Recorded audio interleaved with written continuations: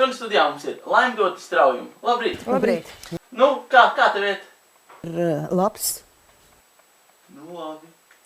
Tā, es parādīšu vienu kāršu triku tev tagad. Kad liekas, kāda iespēja, kad es tev piemānīšu?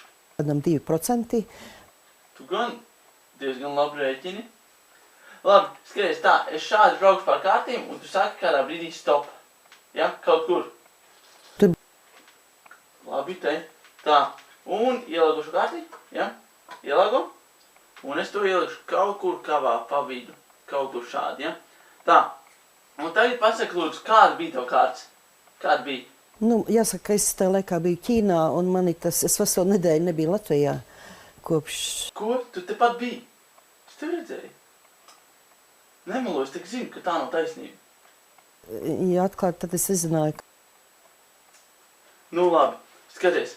Man ir tā kārta, ja? Skaties, parādīšu kaut ko foršu. Tā. Viņi pagāja mazliet augstāk. Tad jums... Jūs, protams... Skaties, vēl mazliet. Un ir pašā augšā. Īstenībā, nu, man tas bija pārsteigums. Tieši tā pati, tava kārtas. Nu, patīk šis triks? Un man ir, jāsaka, gandarījums, ka... Nu jā, parasti pēc trika, kā visiem gandarījums. Tu saprati, kā es to izdarīju? Man ir vajadzīgi, es negribu dažādas minējumus izpaust, man ir vajadzīgi konkrēti fakti. Kādi vēl fakti? Tu vienkārši nezini, kā es izdarīju. Ko tas liecina par tevi, ka tu nezini, kā es izdaru vienkārši triku? Ne, nu, ko tas liecina? Tas arī liecina, ka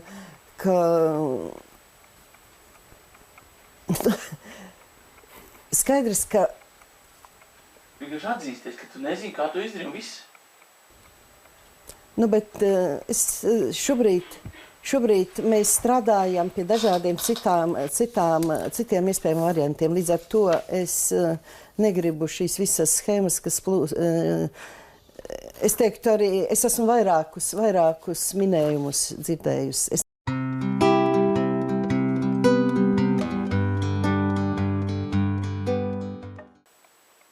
Kad sieviete dusmojas, nekad neprasa par ko, jo viņa dusmosies vēl vairāk par to, ka tu nezini.